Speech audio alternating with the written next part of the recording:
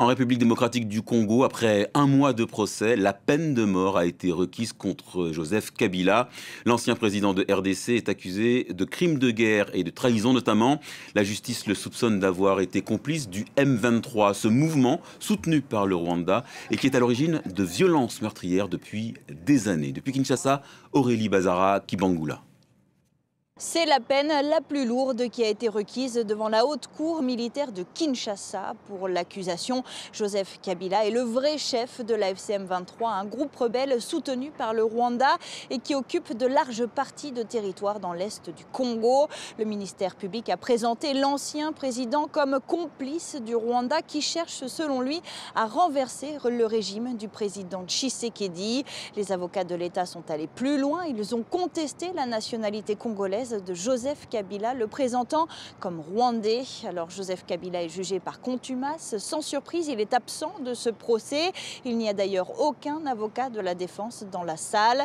L'ancien président vit à l'étranger depuis plus de 2 ans. Joseph Kabila était revenu en République démocratique du Congo fin mai, à Goma, une ville sous contrôle du groupe rebelle AFC M23. Alors pour le ministère public, eh bien c'est la preuve que l'ancien président est de connivence avec le groupe rebelle. Les proches de Joseph Kabila dénoncent une persécution politique et une mise en scène. Le verdict de ce procès très médiatisé ici à Kinshasa est attendu dans les prochaines semaines. Fidèle Bokoulou, bonsoir. La radio de la paix, la peine de mort contre Kabila va apporter quoi dans le pays? Ce qui est important, c'est la cessation des hostilités dans la partie est du pays et c'est tout ce que la population attend. On va prendre ce dernier auditeur qui est en ligne, hein. Il est à Kisangani dans la province de la Chopo, très rapidement. C'est Moussamba et Saliboko Rimé depuis Kisangani. Je pense que les réquisitoires du ministère public contre l'ancien président Joseph Kabila est une initiative qui mérite d'être saluée dans la mesure où il s'agit d'un pas important vers l'affirmation de l'état de droit. Il démontre que la justice congolaise se veut indépendante et capable de traiter sans tabou même des dossiers impliquant des personnalités de haut rang. C'est un signal fort envoyé à ce qui passe à être touchable. Toutefois, cette procédure soulève de nombreuses interrogations. D'abord, sur les timings politiques, pourquoi un tel procès intervient-il alors que le pays traverse une période de tension sécurité et politique intense? Beaucoup craignent que ces dossiers ne soient instrumentalisés pour écarter une figure influente du paysage national. Ensuite, la gravité des crimes de haute trahison, organisation des mouvements insurrectionnels interpelle. Si elles sont prouvées, elles doivent être sanctionnées avec la plus grande rigueur. Mais si elles relèvent davantage d'un calcul politique, alors cela pourrait plonger le pays dans une spirale de menaces et d'instabilité. Alors, Timothée Tchaombo, brève réaction. Hein? Brève réaction, mais c'est un point de vue équilibré. D'abord, on affirme un état de droit. En même temps aussi, on regarde le contexte réel du pays. Le pays est fragile. C'est pour ça que nous disons, oui, il y a la justice qui doit intervenir, mais en même temps, dans un contexte où un serpent est enroulé sur un enfant, on ne prend pas un bâton et taper sur le serpent au risque de perdre et le serpent et l'enfant. Vous voyez, si je vais par un syllogisme, si Joseph Kabila est le chef du M23 et que le M23 est en pourparlers à Doha, à Washington, etc. par le Rwanda interposé, donc il y a lieu de ne pas, il faut respecter la feuille de route et le dialogue qui est la décrispation du climat politique tel que recommandé par à la fois la résolution 2773, mais aussi résolution de Doha, et puis Washington et AC aussi. J'aimerais rappeler à Fumutoto, les acteurs clés, il n'y en a que 2 en RDC, Joseph Kabila et Félix Tshisekedi, au regard de mon point de vue, parce qu'ils ont assumé, pour Joseph Kabila, les fonctions de chef de l'État pendant 18 ans, et qu'aujourd'hui, Félix Tshisekedi assume les fonctions de président de la République. Il y a d'autres acteurs, mais ces 2 acteurs-là sont des acteurs clés. Je rappelle aussi à Fumutoto que la faute du président Tshisekedi, c'est d'avoir violé la loi et la constitution, organisant les élections pendant 7 jours au lieu d'1 jour. Je rappelle à Fumutoto que le président Tshisekedi n'a fait aucune étude lorsqu'il a fait adhérer la RDC à l'EAC, alors qu'il sait que l'Ouganda, le Rwanda et le Kenya sont des bastions du M23. Je vais rappeler à Fumutoto que le président Tshisekedi sait pertinemment bien que l'Ouganda agresse notre pays, qu'aujourd'hui nous ne contrôlons pas l'aéroport de Mahagi et que le M23 a trouvé le chemin d'attaquer Bunagana parce que l'Ouganda a ouvert ses frontières et que l'Ouganda est en alliance avec nous, le président Tshisekedi est lui-même le premier agent de la balkanisation. Je rappelle à Fumutoto que le M23 a été rappelé à Kinshasa pendant que Joseph Kabila les a neutralisés 7 ans déjà, depuis 2013, et que c'est le président Tshisekedi qui a non seulement par Claude Ibalanki amnistié certains éléments du M23 et il les a rappelés à Kinshasa. Je vais rappeler à Fumutoto que depuis Bunagana jusqu'à Bukavu, tous les acteurs de la RDC, que ce soit Martin Fayulu, Moïse Katumbi, les autres de l'opposition, ont toujours alerté au pouvoir de Kinshasa l'avancée du M23. C'est aujourd'hui que le Sud Kivu et le Nord Kivu, Goma et Bukavu sont tombés, qu'on se rappelle que tiens, il y a un problème à l'est du pays. Voilà l'élément pour lequel je dis, privilégions l'aspect dialogue, au lieu d'aller dans le contexte, et d'ailleurs, dans le contexte du communiqué de Saint-Ça, on n'a pas dit que le président Kabila ne peut pas être traduit devant les cours des tribunaux. Nous disons le contexte ne s'y prête pas. Pour que tout ce que nous reprochons au régime de Tshisekedi comme au président Joseph Kabila soit versé au dialogue. Alors, vous estimez celles qui veulent. Oui. Vous estimez donc, Timothée Tchaombo, on va vraiment essayer de se résumer, hein, parce que là nous sommes vraiment à la fin de l'émission. Vous estimez donc, Fumutoto, que ce procès pourrait influencer le processus de paix, hein, qui est en cours? Oui, il faut privilégier le processus de paix par un dialogue, parce que la vérité c'est quoi? Maintenant, si on dit ok, tiens, on ne dialogue pas, poursuite contre les opposants, etc., Katumbi, Kabila, etc., et puis tous ceux qui sont à Goma, à Bukavu, qu'est-ce qu'ils vont faire eux? Ils vont faire l'autodétermination. Vous voulez pas dialoguer avec nous, restez avec Kinshasa, nous restons avec le Sud et le Nord Kivu. Ils font leur autonomisation et totales opérations, ils déclarent leur État. Qui aura alors balkanisé le pays, madame?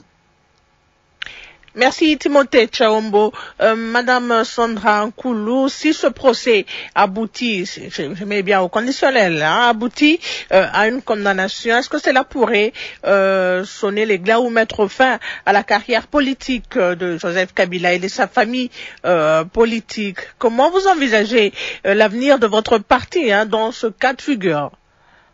Ce procès illégal, madame, même si ceux du régime décidaient d'avancer avec et décidaient de condamner le président Kabila, ne peut nullement affecter l'avenir politique de notre président, encore moins de notre parti politique. Parce que je vais revenir ici pour vous dire, madame, que le président Kabila, que cela n'en déplaise à Fumutoto, est l'un des acteurs clés de l'histoire politique de notre pays. C'est le seul ancien président de la République en vie que cette République a.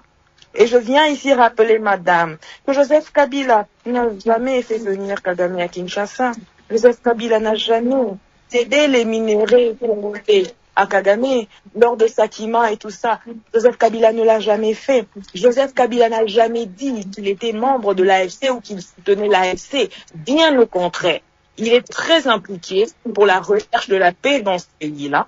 Bien au contraire, le président Kabila parle d'un dialogue inclusif. C'est pour ça qu'il a même rencontré ceux de l'AFC. Aujourd'hui, le président Kabila représente le gage contre la balkanisation. Hier, il a lutté contre la balkanisation. Il a pu le faire. Aujourd'hui, il va le faire. Même si Tshisekedi et son régime veulent l'en empêcher. Et permettez-moi de dire ici... Rapidement, ça sera votre dernier mot. Oui. Permettez-moi de dire ici, madame, que le procès aujourd'hui que le régime est en train de coller à Joseph Kabila, en réalité, c'est un procès contre l'AFC, mais par personne interposée. Parce que tout ce qu'on reproche au président Kabila, ça n'a rien à voir avec sa personne, rien à voir avec son mandat quand il était président de la République. Et donc, si le régime décide de foncer dans ça, ça sera un jugement qui ne pourra nullement s'appliquer au président Kabila, et ça sera en réalité des braises charbon ardentes sur la tête de ce régime. Et il faudrait que le président Tshisekedi s'inspire de ce qui s'est passé au Brésil. Hein. Celui qui a condamné le président Lula, qu'est-ce qui lui est arrivé? Il est en réalité en train d'accumuler des fautes graves, de haute trahison sur lui eh bien, l'avenir nous en dira quelque chose. Merci, Madame Sandra Nkulu Fumutoto. Vous avez la parole pour votre conclusion. Il faut privilégier la paix, comme l'a dit Timothée Tchaombo Soucha.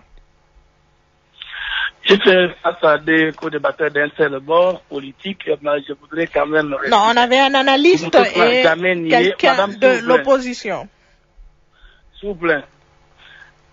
On reconnaît l'arbre et pas ce fruit. Fumutoto n'a jamais nié avoir participé au FCC, seulement que je n'ai jamais été porte-parole du FCC. J'ai cité M. Atundu et M. Lucha Manzanga Mandef qui étaient les porte-parole du FCC. Être du FCC, alors que je n'ai adhéré qu'au 8e mois 2018, ça signifie que ce n'était plus Joseph Kabila qui était mon leader, c'était les candidats FCC à l'élection présidentielle qui était celui qui avait accepté. Je n'ai pas besoin de donner ce coup de science politique à quelqu'un qui habite dans la diaspora.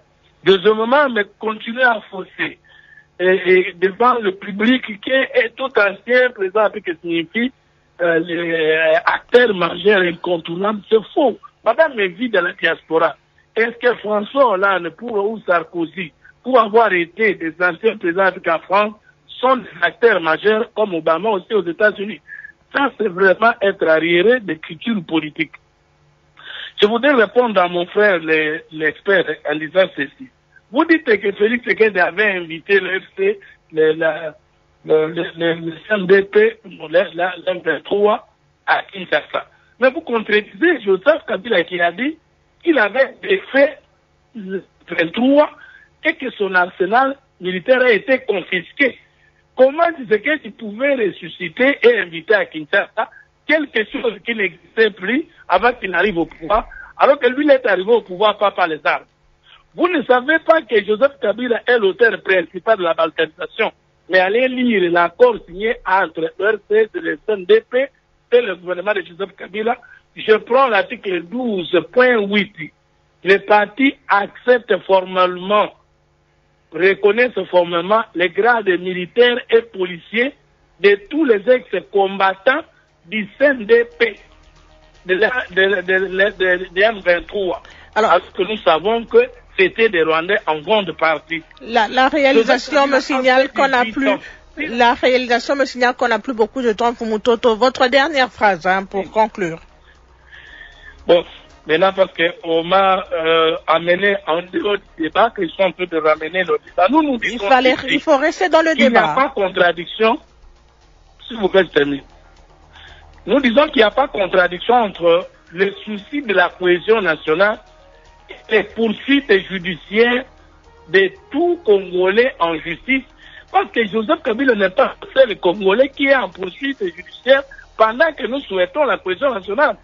Deux, nous ne disons pas que Joseph Kabila est un acteur majeur, d'autant que nous ne connaissons pas la loi qui lui donne ce pouvoir-là, si ce n'est pas l'argent qu'il a eu et la volonté qu'il a eu d'imploser le Congo.